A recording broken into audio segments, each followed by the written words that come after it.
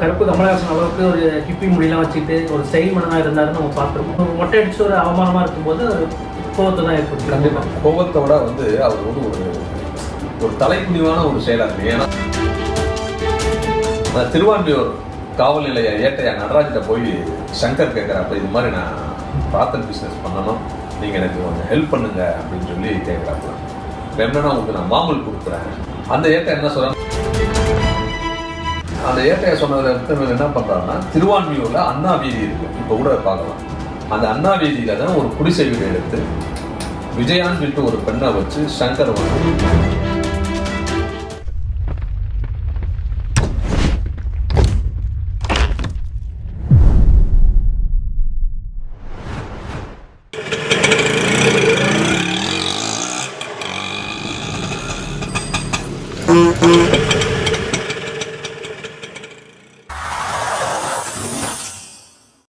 வணக்கம் அன்பு நெஞ்சங்களே.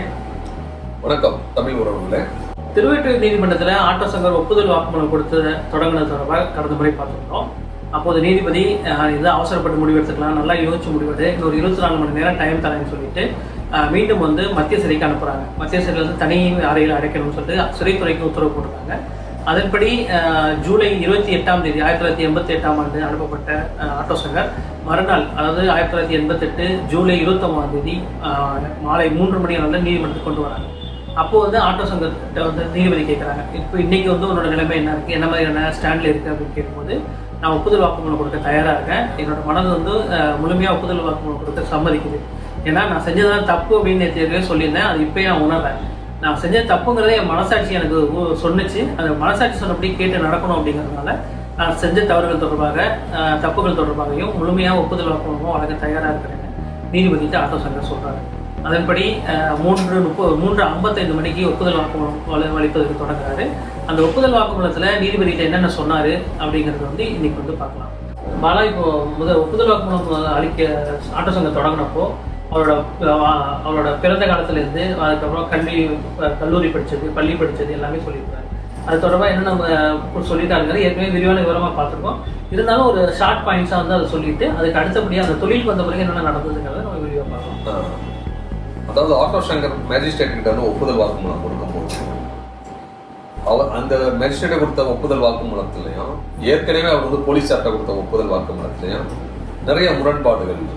அதுதான் வந்து இந்த எபிசோடை பொறுத்த வரைக்கும் வரக்கூடிய எபிசோட்லாம் வந்து நாம் வந்து தெளிவாக தெரிஞ்சுக்கிற முடியும். அப்படி கொடுக்கும்போது மேஜிஸ்ட்ரேட்டை கொடுக்கும்போது ஆட்டோ சங்கர் என்ன பண்ணுறான்னா, எங்கள் வேலூர் மாவட்டம் காங்கேயநல்லூரில் பிறந்து வளர்ந்தது, அங்கே வந்து பள்ளி படிப்பை முடித்து பியூசி வரைக்கும் காலேஜுக்கு போய் படிச்சுட்டு வந்ததுக்கு அப்புறமா சங்கரும் சென்னைக்கு வந்து சென்னையில் இருந்த அவங்க அம்மாவை தேடி சென்னைக்கு வந்தது. வந்த இடத்துல ஜெகதீஸ்வரின்னு சொல்லிட்டு ஒரு பெண்ணை காதலித்து திருமணம் பண்ணது. அதுக்கப்புறமா ஆட்டோ சங்கரை தொடர்ந்து அவருடைய தம்பியும் சென்னைக்கு வந்தது. சென்னைக்கு வந்த இடத்துல ஆட்டோ சங்கர் பெயிண்டிங் வேலைக்கு போனது. அந்த பெயிண்டிங் வேலை வந்து அவருக்கு கை கூடாதனால, அதாவது வருமானம் சரியாக வராதனால திருநீர்மலையில் போய் ஆட்டோவில் போய் சாராயம் எடுத்துகிட்டு வந்து திருவான்மியூர் பகுதியில் விற்பனை செஞ்சுட்டு வந்தது. ஒரு கட்டத்துக்கு அப்புறமா அரசாங்கமே இந்த சாராய கடையை திறந்த உடனே சாராய தொழிலும் இவருக்கு வந்து சரியாக போகாததுனால போலீஸ் கெடுபடி போலீஸ் கெடுபடியெல்லாம் அதிகமானப்பட்டு அந்த தொழிலும் வந்து அவருக்கு கை கொடுக்கல. அதுக்கப்புறமா தன்னுடைய மனைவியுடைய டிஸ்கஸ் பண்ணி மனைவிகிட்ட இருந்த நகை இதெல்லாம் வந்து அடமானம் வச்சு உறவினர்கள்லாம் பக்கத்தில் இருந்தவங்கலாம் கொஞ்சம் கடன் வாங்கி சொந்தமாக வந்து அவர் வந்து ஒரு ஆட்டோ வாங்கி ஓட்ட ஆரம்பிக்கிறார். இப்படி தான் திருவான்மியூர் பெரியார் நகரில் அங்கே இருக்கிற ஆட்டோ ஸ்டாண்டில் ஆட்டோ போட்டு ஓட்டிகிட்டு இருக்கும் போதுங்க, அதே பெரியார் நகர் பகுதியில் அனுமந்தராவ், நாயுடு, ஹரி நாயுடு, அனுஷியா, ரெட்டி அப்படின்னு சொல்லிட்டு ஒரு 4 பேர் பிராத்தல் பிஸ்னஸ் பண்ணுறாங்க. வீடு எடுத்து பிராத்தல் பிஸ்னஸ் பண்ணுறாங்க. இந்த பிராத்தல் பிஸ்னஸ்க்கு வரக்கூடிய கஸ்டமர்களை வந்து ஆட்டோ சங்கர் தான் ஆட்டோவில் கூட்டிகிட்டு கொண்டு போய் இறக்கி விடுறது, திரும்ப கூட்டிகிட்டு வர்றது, இந்த பிராத்தல் பிஸ்னஸில் ஈடுபடக்கூடிய பெண்களை வந்து அழைச்சிட்டு போகிறது. இந்த இதில் வந்து சவாரி போயிட்டு வராங்களாம். அப்படி சவாரி போயிட்டு வரும்போது திருவான்மியூர் பகுதியில் இந்த பிராத்தல் பிஸ்னஸ் வந்து நிறைய நடக்குது அப்படின்னு சொல்லிட்டு போலீஸாருக்கு வந்து தகவல் பண்ணப்பட்டு செங்கல்பட்டு எஸ்பி என்ன பண்ணுறாருன்னா, அதெல்லாம் யாருன்னு சொல்லி ரைட் பண்ணுங்க அப்படின்னு சொல்லி ஒரு இன்ஸ்ட்ரக்ஷன் கொடுக்குறாங்க. இன்ஸ்ட்ரக்ஷன் கொடுத்த உடனே திருவான்மியூர் போலீஸ்ல வந்து திருவான்மியூர் ஸ்டேஷன்ல எஸ்ஐ எத்திராஜ்னு சொல்லிட்டு ஒருத்தர் இருக்கிறார். அவரு என்ன சொல்றாருன்னா, கரெக்டா இதுக்கு எல்லாத்துக்குமே அந்த பிராத்தல் பிசினஸ் எங்கெங்க நடக்குது அப்படின்னு சொல்லிட்டு எல்லா விஷயமே இந்த ஆட்டோ சங்கருக்கு தான் தெரியும் அப்படின்னு சொல்லிட்டு அவருடைய மேலதிகாரி வந்து சொல்றாங்க. எல்லா 4 புரோக்கர்லையும் இவர் ஆட்டோ ஓட்டுறதுனால இவருக்கு தெரிஞ்சிருக்கும். அந்த ஆட்டோ சங்கருக்கு வந்து எல்லாமே தெரிஞ்சிருக்கும், எங்கெங்க வச்சு பிராத்தல் பிசினஸ் பண்றாங்க, முதல்ல அவனை பிடிச்சிட்டு வாங்க அப்படின்னு சொல்லி மவுண்ட் டிஎஸ்பி தங்கையா அவர் வந்து இன்ஸ்ட்ரக்ஷன் கொடுக்குறாங்க. இதை எடுத்துதான் அந்த திருவான்மியூர் போலீஸ் எஸ்ஐ எத்திராஜ் என்ன பண்ணா, ஆட்டோ சங்கரை கூட்டிட்டு போறாப்புல யாரு டிஎஸ்பி கிட்ட ஆஜர்படுத்தாங்க. ஆனா போறதுக்கு முன்னாடியே இந்த எஸ்ஐ என்ன பண்ணிட்டாங்கன்னா, சங்கர் கிட்ட அவர் டிஎஸ்பி கேட்பாரு, ஆனா எனக்கு எதுவுமே தெரியாதுன்னு சொல்லியா அப்படின்னு சொல்லிதான் பிரெயின் வாஷ் பண்ணி தான் கூட்டிட்டு போறாங்க. சங்கருக்கு தெரியும்னு சொல்றதும் அவருதான், கேட்டா எதுவும் சொல்லாதேன்னு சொல்றதே அவர்தான். ஆமா, ஏன்னா இவங்க போலீஸோட சப்போர்ட் தான் எப்படி அந்த பிசினஸ் பண்ணிட்டு இருக்க போறாங்க. கண்டிப்பா லோக்கல் போலீஸ் காவல்துறையுடைய ஒத்துழைப்பு இல்லாம இந்த மாதிரியான கட்டாங்கட்டம் பிசினஸ், அதாவது இல்லீகல் இதெல்லாம் பண்ண முடியாது. அப்படி போனப்பட்டு டிஎஸ்பி தாங்க கிட்ட வந்து கொண்டு போய் நிறுத்துறாப்ல ஆட்டோ சங்கரை. ஆட்டோ சங்கர் போது டிஎஸ்பியும் வந்து சங்கர் கிட்ட கேட்கறாப்ல, என்னடா உன் ஏரியாவில் வந்து பிராத்தல் பிஸ்னஸ்லாம் பயங்கரமாக நடக்குது, நீ தான் எல்லா இடத்துக்கும் கூட்டிகிட்டு போகிறதாங்கிறாங்க, உனக்கு தான் எல்லா தகவலும் தெரியுங்கிறாங்க, எங்கெங்கே நடக்குதுடா அதை ஃபுல்லாக சொல்லிட்டா அப்படின்னு சொல்லி கேட்கும்போது சங்கர் என்ன பண்ணுறாப்புனா, இந்த எஸ்ஐ சொல்லி கொடுத்த மாதிரி ஐயா எனக்கு எதுவுமே தெரியாது அப்படின்னு சொல்கிறாங்க. இப்படி சொன்னப்பட்டு அந்த டிஎஸ்பிக்கு வந்து கோபம் வந்து சங்கரை அடிச்சு போட்டுறாங்க.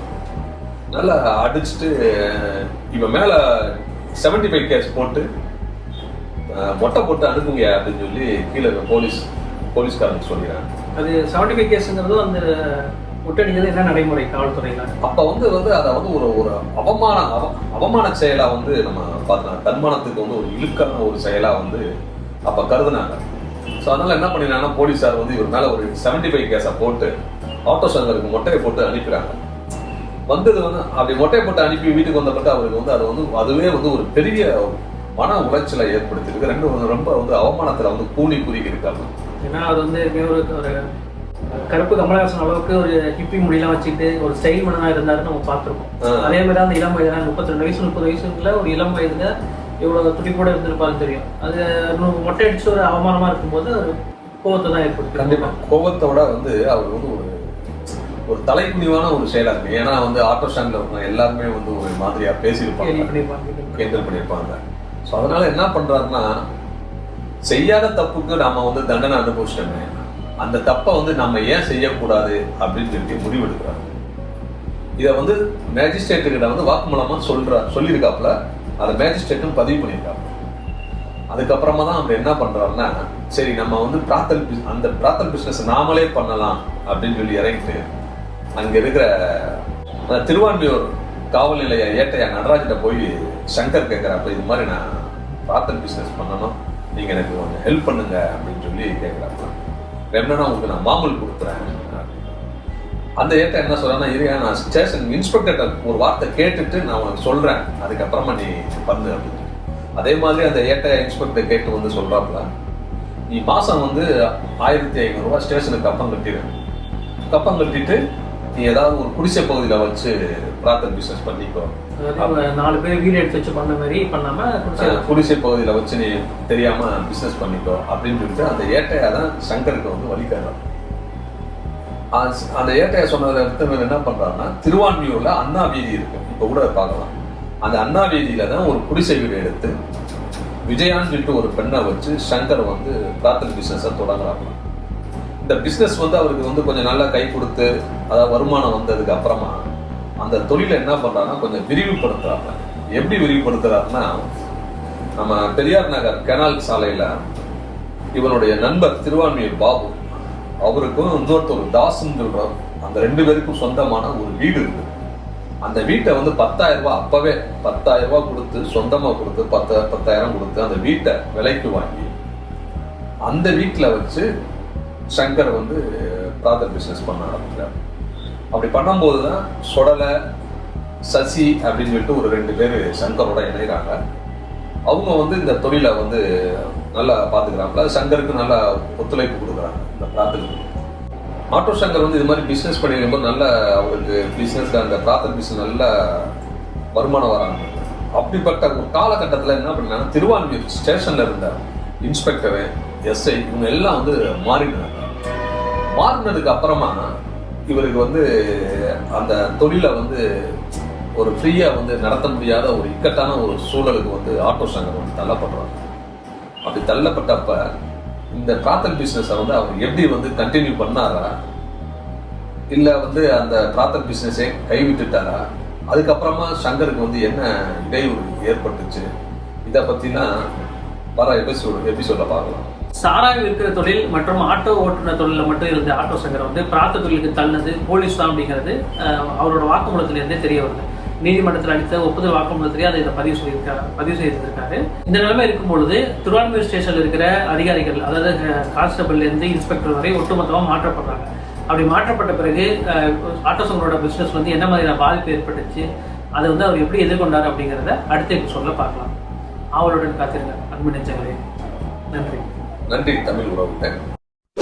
ஷேர் பண்ணுங்க, சப்ஸ்கிரைப் பண்ணுங்க, மறக்காம பெல் பட்டனை கிளிக் பண்ணுங்க.